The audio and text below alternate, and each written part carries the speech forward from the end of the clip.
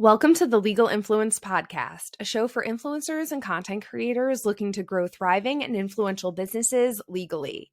I'm your host, Kate Cooper. I'm a Colorado attorney and outdoor content creator and blogger, and I started the Legal Influence to provide accessible legal education to creators. In today's episode, I'm going to talk about what you need to know and what to consider before going full-time as a content creator. Just a quick disclaimer, nothing I share today should be considered legal advice, and I'm not really going to be talking about legal topics anyway.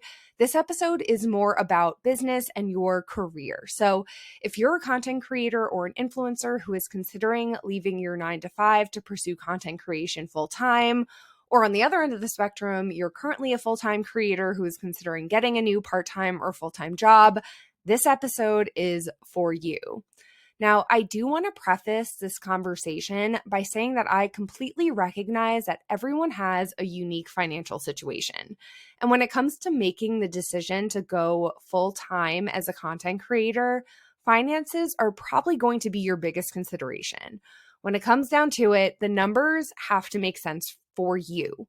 And I'm definitely going to talk about the financial piece of the puzzle, but I think there is a lot more to consider beyond just strictly dollar amounts. And again, everyone's situation is going to be different. If you're a college senior about to graduate and you don't have a job lined up, which is very common, especially right now when the market is tough and you're making some consistent money from content creation, you're going to be in a very different position than a single mom in her 30s with multiple kids and a mortgage and a full-time job who's also busting her butt on social media. So keep your personal circumstances in mind throughout the episode.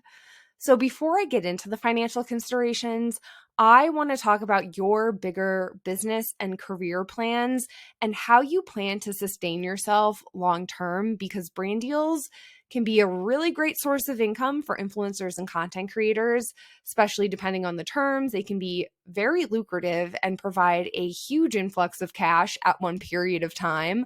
But brand deals are inconsistent, and it's really challenging to sustain consistent brand deals long term. The average lifespan of an influencer working with brands is typically only a couple of years. So it's important to have a bigger picture for your business. And I want to note that if you're a photographer or a videographer and you want to work with brands as your client base long term, that's totally possible. But again, that should be part of your bigger vision beyond social media partnerships. So the first question that I want you to ask yourself if you are thinking about going full-time as a content creator is, why do you want to go full-time as a content creator? And there may be a lot of reasons that you might have, and they're all important to consider, but I want to narrow it down to two specific options. Is your primary motivation to leave your current 9-to-5 and you see content creation as a way out? Or is it because you want to have a career as a full-time content creator? So I actually went full-time as a content creator at the beginning of July 2022. And to paint a little bit of backstory, I was on a partner track at the law firm that I was working at. And from the beginning, I had a lot of reservations about becoming a partner at the firm. Now, it was a wonderful firm. It's very well respected in my community, but being a partner at a law firm was just never really my dream. I always thought I was going to go into public interest work, but I wanted to give a traditional law firm a shot and see how things went and how I felt about it. And I trusted that I would know at some point whether or not I wanted to stay at the firm and eventually become a partner. And in July of 2021, I went on a 2-week trip to Wyoming and Idaho where I finally had that epiphany, and I hit a breaking point and realized I just couldn't see a long-term future at the firm. And I was really starting to get burnt out from the types of cases that I was working on. I also realized I just didn't enjoy doing litigation, which was the path that I was on. And so at that time in 2021, I didn't really see another way forward. I had been a content creator for a number of years. I was posting consistently on Instagram. I'd even started working with brands, but I didn't really see a path out. So I started to double down on developing my brand, Kate Outdoors, on social media and my blog. And by late 2021, I was starting to land brand deals that paid well consistently. And by the time late spring rolled around, I was matching or exceeding my income as an attorney most months. I also had a good amount of work contracted through the rest of the summer into early fall. And so I made the leap. And at the time, kind of leading up to it, I was starting to feel more and more burnt out at work. There were also a couple of kind of big red flag situations that made me wonder if they were really just signs from the universe that it was time for me to leave and move on. So I just jumped off the cliff and went full time as a content creator. So going back to that question that I asked, my motivation to leave my 9 to 5 job, to go full time as a content creator, was to leave my 9 to 5 job, not necessarily because I just really wanted to be a full time content creator. Now, I still am a content creator. I blog, I post regularly on social media, I still work with brands occasionally, but I enjoy doing it part time. The time I spend working on Kate Outdoors is secondary to the time that I spend working on the legal influence. So at that time, back in 2022, I knew in the back of my mind that I did not want to rely on brand deals as my main source of income forever, and that I wanted to build a second business. I just didn't really know what that was going to be at the time. But as I really started to dive into working with brands and started reviewing more and more contracts for myself and realizing how varied the contracts were, like some brands will just send over a simple 1-page sheet with basic terms, and some brands will send over a 10+ page, super comprehensive document with tons of legal language that's heavily one-sided. And after seeing that and talking with some creator friends who acknowledged that they didn't always understand what was going on in their contracts, or they weren't reading them, or they weren't negotiating the terms, I realized that there is a really big need for legal education in the creator space, especially around contracts. So that was really my inspiration to start the Legal Influence. But I think if you're someone who is in a similar position that I was in, where you just really need to leave your 9 to 5 for some reason, maybe you don't like the company you work at, maybe you don't enjoy the actual work you're doing, you need to think about the long-term impacts of a short-term decision, because you might be motivated to leave sooner than later, and you may be more willing to take risks than you ordinarily would, but I want you to be prepared. So I want you to think about your 1-year plan after going full-time. What are you going to do? How will you make money? That could look like creating new streams of income within your creator business beyond brand deals, or pivoting your business, or doing something else like I did with the Legal Influence, or pursuing a totally new career path. And you're going to take that time as a full-time creator to gain the education or training you need to pursue that new career. You can always use content creation as a bridge to a new opportunity that you may not currently have the time or energy to pursue because of your 9 to 5. You don't have to be a full-time content creator forever, but you should look out at least a year to come up with a plan to help guide you forward. Along those lines, I also think it's important to consider your backup plan if things don't work out for you as a full-time creator. If every brand deal was canceled and opportunities dried up tomorrow, what would you do? Now, in my case, I knew I could easily find another associate attorney job where I live. There's a shortage of lawyers in my area, so I have a lot of viable backup options, but I also know that the job market is challenging right now in most places. Some people are spending months looking for jobs, so consider your professional and personal situation when it comes to your backup plan. You're also going to want to keep your emergency fund and financial situation in mind, which I will talk about later.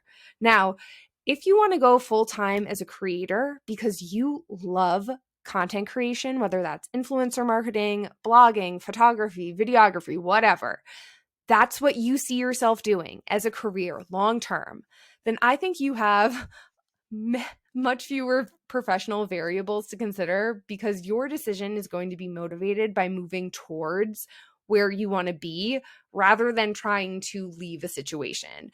I think the decision for you really boils down to whether or not it makes financial sense for you to leave and go full-time with content creation, keeping in mind that you're probably in a position that by leaving your 9 to 5, you're freeing up the time that you need to develop your content creation business further and make it more successful. If you're currently balancing content creation with a 9 to 5, you know it's a lot of work. And I think that the full-time creators who are most successful long-term, and I'm talking over the course of years and years and years, are the creators who are committed to their craft and are willing to be adaptable to changing social media algorithms and platforms and marketing norms. It can be a really challenging career to sustain. But if that's your dream, I totally encourage you to pursue it if and when it makes financial sense for you. So now let's talk about the financial piece of going full-time as a content creator. And again, as I mentioned earlier in the episode, I know everyone's circumstances are going to be different. Everyone's financial situation is going to be different. I believe personal finance should be personalized to you. Now, personally, I am a big budget girly. I manage my family's finances, so every dollar my husband and I make has a job, whether it's paying bills or going to savings or being used on travel or new outdoor gear, which is what most of our discretionary spending is. I know exactly where our money goes.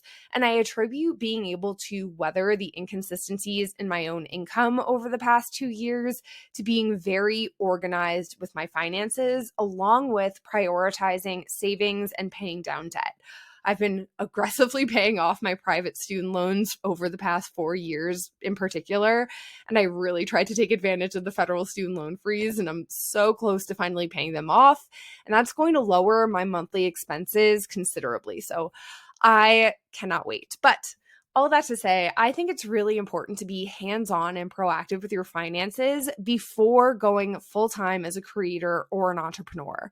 You can't shy away from looking at your money when you're not getting a consistent paycheck. That's how people get trapped in a feast or famine cycle with their business. And that type of financial stress makes it challenging to do the work you're trying to accomplish. And it puts you in a position where you may feel like you have to say yes to opportunities that may not be aligned or pay you appropriately. So I think it's important to be on top of your finances before going full time. Now, that doesn't necessarily mean budgeting like I do, but finding some way to organize your finances so you're secure and you're moving towards your larger financial goals. In general, the longer you can balance your 9 to 5 with content creation and brand deals, the more opportunity you're going to have to set yourself up for success financially.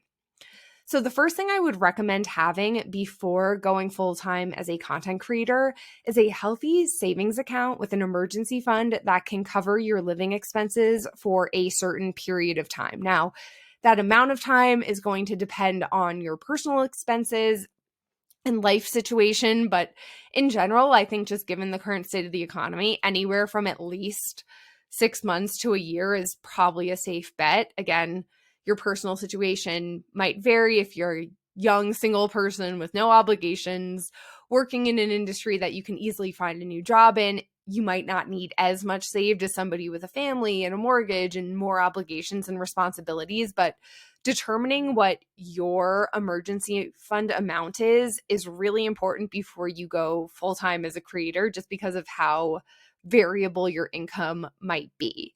And I know that saving up 6 months to a year's worth of living expenses can feel like a very daunting task, but that's one of the benefits of keeping your 9 to 5 while doing content creation on the side. You know, after taxes, you can allocate most, if not all, your creator income into savings to work towards what you need to feel comfortable going full time. Now, when it comes to actually saving that money, I suggest putting it in a high yield savings account.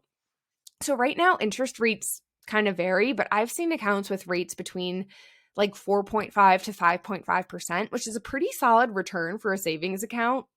And this is going to be an account that you're going to be able to access quickly and easily if you need the money, but you're still getting some return on the savings. I've made over, a few $100s this year. So it's not a crazy amount of money, but it's better than nothing. So once you have your savings goal in place, I think it's important to look at how much money you're currently earning from content creation every month. And that can include all of the income streams that you have in your business, brand deals, ad revenue from your blog, preset sales, ebook sales, whatever you offer, and compare that to your salary at your 9 to 5. So again, it's very normal to have highly variable income from month to month as a creator. You might crush it one month and make nothing the next, but you're looking to see whether or not your creator income is consistently matching or exceeding your 9 to 5 income and how variable or inconsistent your income might be, and whether that creator income is enough to cover your monthly expenses. So ideally, you're also going to want to have some work lined up before going full-time so that you can start forecasting your income for the first few months of being a full-time creator as well. Now, I want to wrap up this episode by mentioning that you don't ever need to go full-time as a content creator to be legit or successful. There are plenty of creators who balance 9 to 5s with content creation and crush it. So I think it's important to consider your motivation for going full-time, because I really don't think it's the right move for everyone. And if you find yourself currently balancing a full-time job with content creation and it's just getting to be too much, you can always consider going part-time at your job if that's possible, or maybe looking for a different part-time job. I know it can be really easy to romanticize being a full-time content creator, but it can be a very stressful, and depending on what you're doing and how you're spending your time, it can also be a very boring or lonely job. So that's why I think it's important to think big picture about your business and your career before you make that leap. Thanks so much for listening to the Legal Influence podcast. If you enjoyed today's episode, I would love for you to do me a favor and leave a rating and review. And if you know any influencers or content creators who would benefit from this episode, please send it on to them. That really helps to grow the show. Talk to you soon.